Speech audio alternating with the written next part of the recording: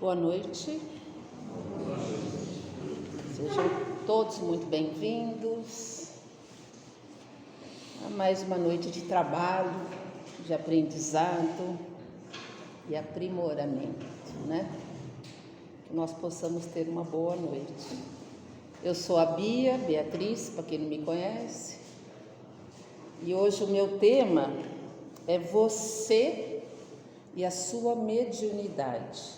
2 pontos, enfoque. Porque o enfoque é cada um pensar na sua mediunidade. Então hoje a gente vai conversar um pouquinho aqui, vou utilizar alguns livros e é para cada um fazer uma reflexão da sua mediunidade no dia a dia, na sua vida, tá bom? Mas para isso a gente vai fazer uma pequena oração, né? Vamos elevar os nossos pensamentos ao mais alto. Amado Pai Celestial, estamos aqui nesta abençoada casa espírita para agradecer, trabalhar e fortalecer o nosso aprendizado e aprimoramento espiritual. Que possamos atuar com muito amor, fé e resiliência, que assim seja.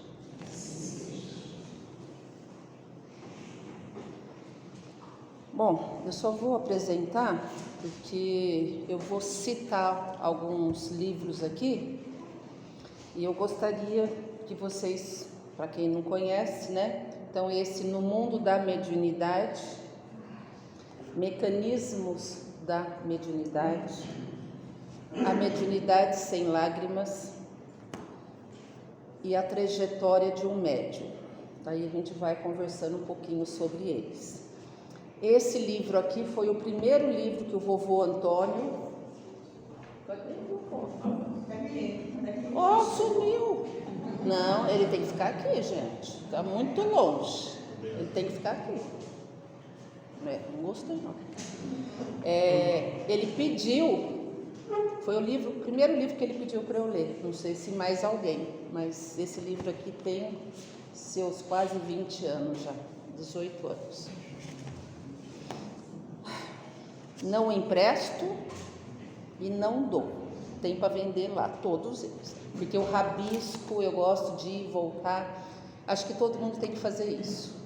Porque tem um momento certo para a gente ler. É que nem aqueles livrinhos que tem ali, que a gente fala que são as preces diárias, os pensamentos, né? Você abre aleatoriamente e você fala, nossa, serviu para mim. E é por aí mesmo, né? Então, eu vou começar falando um pouquinho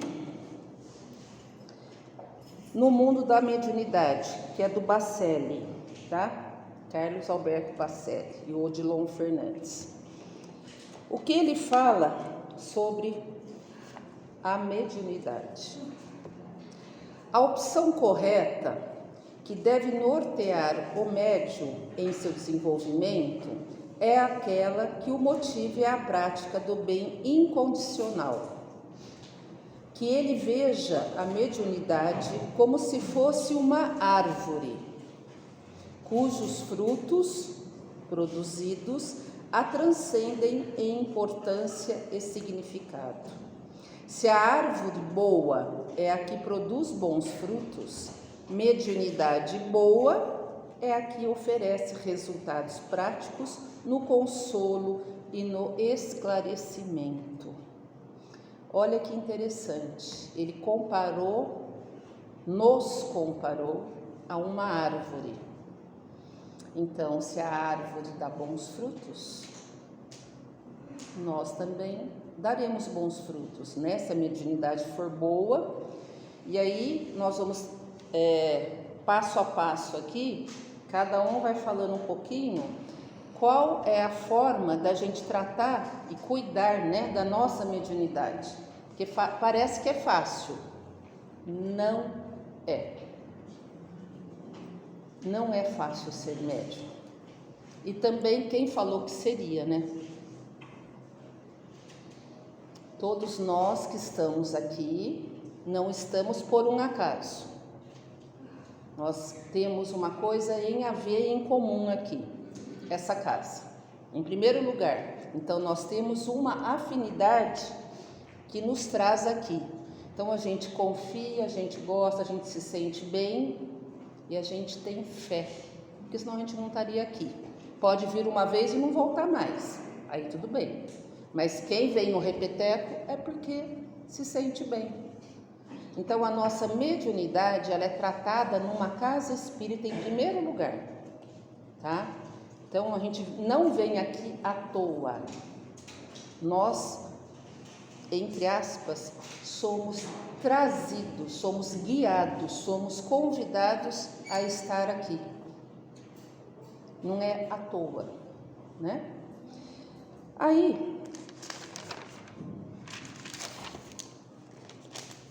no Evangelho segundo o Espiritismo, Kardec, no capítulo 28, item 9, Kardec comenta o seguinte: para conhecer as coisas do mundo visível e descobrir os segredos da natureza material, Deus concedeu ao homem a vista corpórea, os sentidos e instrumentos especiais.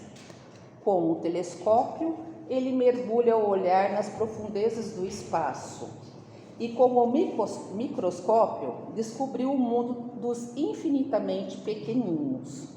Para penetrar no mundo invisível, Deus lhe deu a mediunidade. Gente, não é lindo isso? Então, quando a gente fala assim, a vida termina quando morre? Não.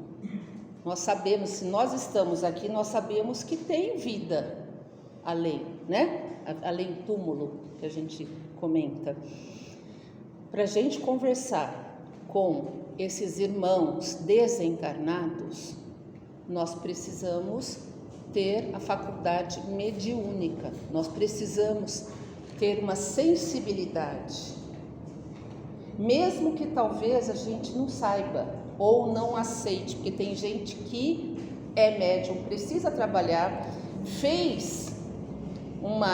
eu vou brincar, né? Fez um contrato na hora que encarnou, falou assim, não, eu vou trabalhar.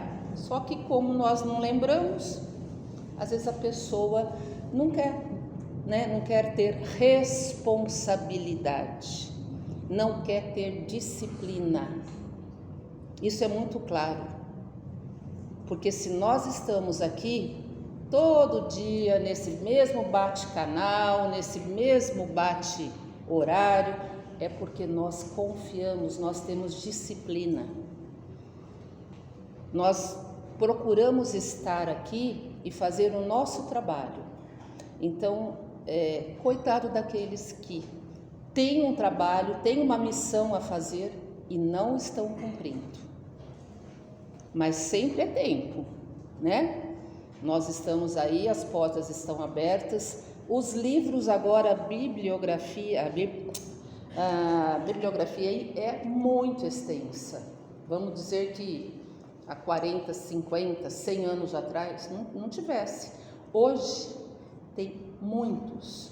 Então, só para eu fazer essa pequena conversa aqui, eu utilizei 5 livros. Então tem muita coisa para a gente ler, muita coisa para a gente estudar. Então foi no livro dos Espíritos que Kardec falou isso aqui. Agora eu vou falar um pouquinho da mediunidade sem lágrimas, tá? Que é do Eliseu Rigonati.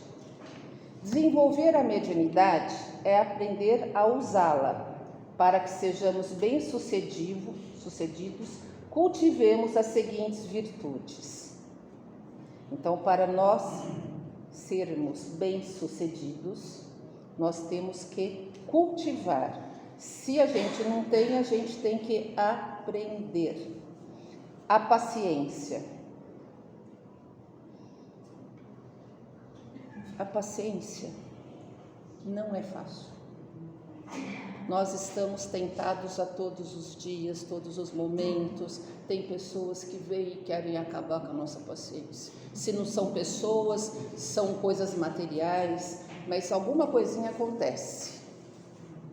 Só que nós temos que dar conta do recado, né? Só que eu não estou falando dessa paciência aqui, que nós temos que ter também. Eu estou falando que a mediunidade não é nem caracterizada, nem colocada assim à mercê tão rapidamente. Tem que ter paciência. Se hoje eu venho no centro, não sou chamada para fazer nenhum trabalho, falar, eu vou lá, faz 10 anos, não me chama para fazer nada. Todo mundo aqui faz alguma coisa, todos nós fazemos. Quem senta na mesa, quem é dialogador, lógico que todos os representantes da casa, quem está na plateia, todos nós temos o nosso trabalho. Então, só que a paciência é aquela assim, um dia eu vou permitir, em primeiro lugar eu tenho que permitir, porque tem gente que às vezes está aqui, é médium, poderia sentar na mesa, poderia até servir como meio para falar, para escrever, para pintar, sei lá, e não quer, ele mesmo se bloqueia. Então, é paciência de ambas as partes.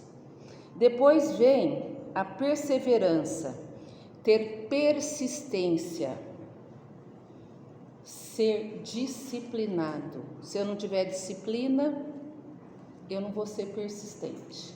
E acredito que tem mais uma palavrinha, eu tenho que ter fé, eu tenho que ter confiança, eu tenho que acreditar. Humildade. Humildade é uma virtude. Eu posso ser a bam, me achar a toda Chico Xavier. Não, eu sou apenas a Bia, uma trabalhadora, assim como um grãozinho de areia, uma formiguinha, eu estou trabalhando e dando o meu melhor. Então eu sou humilde, eu tenho que ser humilde, né? Então eu não sou melhor do que ninguém, ninguém é melhor do que ninguém. Todos nós estamos aqui aprendendo. Como diz, nós somos aprendizes da escola, aprendizes da vida. A boa vontade sem esforço não leva a nada. Então nós temos que nos esforçar. Ah, Bia, mas não gosto de ler. Ué, eu também às vezes não gosto de levantar da cama, não gosto de fazer comida, não gosto de lavar roupa, não gosto de passar roupa, não gosto de fazer exercício, não gosto de caminhar, não gosto de gente chata. Leitura é um hábito, você cria, são exercícios. Então a leitura faz parte. Hoje você lê uma página, amanhã você aumenta para 2. Daqui a pouco a história vai ficar tão interessante que você vai devorar o livro num dia. A sinceridade. Eu achei interessante ele comentar sobre a sinceridade, A sinceridade, o que ele quis dizer? O médium tem que ser sincero em todos os momentos.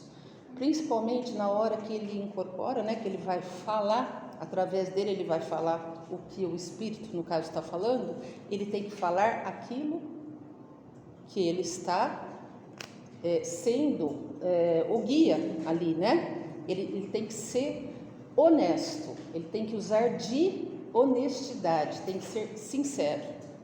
Não adianta vamos maquiar alguma coisa, não, tem que ser sincero. Então, falamos de 2 aqui. Agora, o desenvolvimento e o aprimoramento da faculdade mediúnica deve merecer atenção especial dos dirigentes de uma casa espírita. Por exemplo, oferecer condições para a formação doutrinária básica. Aqui oferece. Então, se alguém fizer algum comentário, eu frequento uma casa espírita, tá? Você lê? Não. Você estuda? Não. Aí é um problema seu, porque a casa tem uma livraria, tem uma outra livraria de livros usados que são mais acessíveis e tem cursos. Começa na segunda e termina lá na quinta-feira. Então, nós estamos dando a chance para o crescimento e para o seu desenvolvimento espiritual como um ser humano que foi comprometido a estar aqui, a ser espírita, a fazer parte dessa doutrina tão maravilhosa. Então, tem que estudar. Nós, onde a gente está por aí no dia a dia, nós somos testados para o bem e muitas vezes para o mal. Sempre nós somos colocados no paredão, que eu brinco.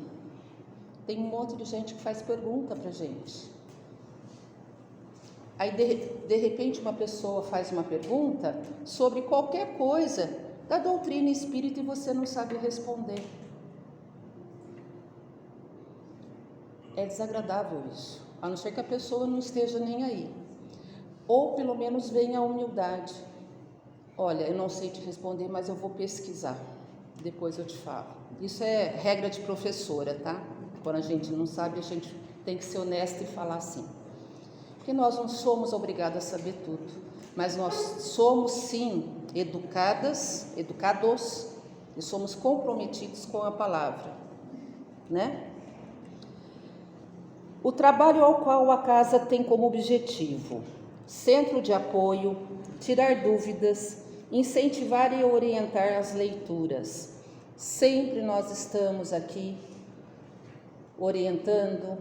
Tem a parte, né, que as meninas, Dona Lourdes e a Malu, tem um atendimento fraterno.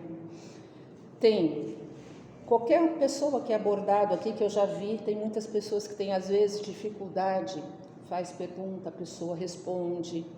Então, aqui nós somos uma grande família, dizia o vovô Antônio.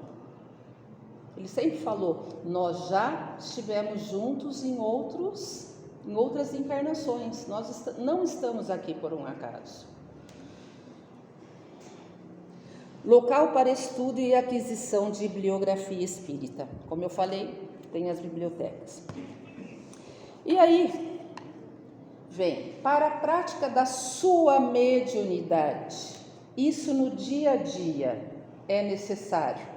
Equilíbrio emocional. É fácil? Não. Porém, é um desafio. Assiduidade na casa espírita. Eu vou quando eu quiser. Eu vou uma semana, outra semana eu não vou. Gente, os nossos irmãozinhos estão aqui. Mesmo porque eles estão contando conosco. Cada um de nós temos uma missão a ser cumprida. Eu não estou aqui sozinha e cada um de vocês, ninguém está aqui sozinho.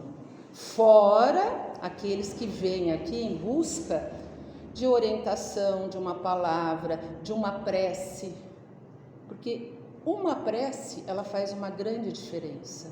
Então, uma pessoa que está nesse lugar aí, de repente, emanando vibrações positivas, alguém do plano espiritual está agradecendo muito. Propensão para o estudo. O médium, ele tem que ter propensão para o estudo. Não adianta falar, eu não gosto. Tem que fazer disso um hábito, um estilo de vida saudável, né, para você. Não pense que eu leio para alguém, eu leio para mim. Interação com a casa espírita. Ajudar, apoiar e auxiliar no que puder. Eu não vou puxar a orelha de ninguém. Lógico que a gente precisa de ajuda. Eu me aposentei e hoje, na época eu falei, vou me aposentar, aí sim eu vou me doar. É difícil, eu sei, tive filhos, casa, trabalho, não é fácil.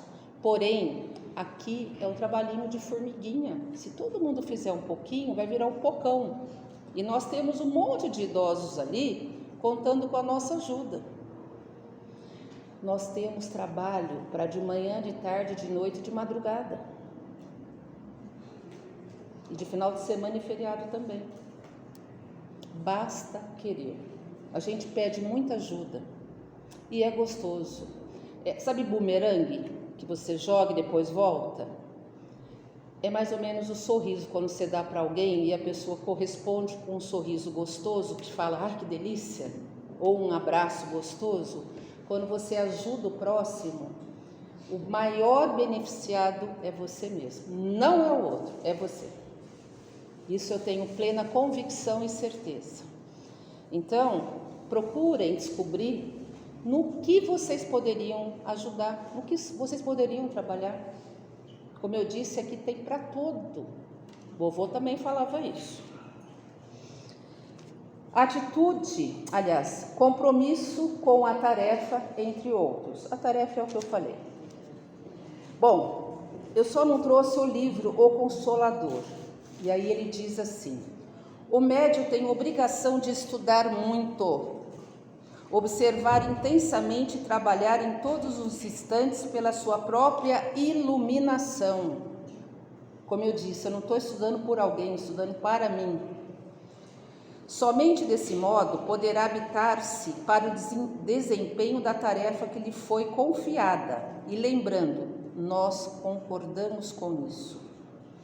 Cooperando eficazmente com os espíritos sinceros e devotados ao bem e à verdade. O Consolador, Chico Xavier. E para encerrar, a leitura do Bacelli, que eu vou ler um pedacinho, A Trajetória de um Médico, página 25.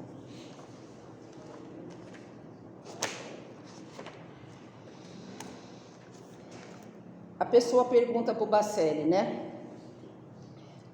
Então, é possível ao médium conciliar família, trabalho e mediunidade? Perfeitamente. Desde, é claro, que ele se discipline e tenha horário para tudo. Muita gente acha que Chico, por não ter se casado, estava liberado de ocupações de ordem familiar. Lê do engano. Embora na última existência não tivesse o compromisso do matrimônio, cuidava de toda a sua numerosa família, mormente dos 6 filhos do segundo casamento de seu pai, com Dona Cidália Batista Xavier, que ficaram sob sua tutela. Em um dos livros que organizamos sobre a vida do inesquecível medianeiro, Chico Xavier, Mediunidade e Coração, tivemos a oportunidade de publicar o seu currículo profissional, como escrevente datilógrafo, função na qual se aposentou como funcionário do Ministério da Agricultura, servindo na Fazenda Modelo, em Pedro Leopoldo, não faltou um dia sequer ao trabalho. Então ele só perguntou para o Bacelli, e o Bacelli deu o exemplo do Chico. Então, que dá para conciliar, basta ter disciplina, né? E aí, finalizando, que eu gosto muito das psicografias da nossa casa. Eu acho lindo, Irmão Jacó. E quem fez essa psicografia foi a Ivete Araújo, em 2002. E ela chama assim: que brilhe tua luz.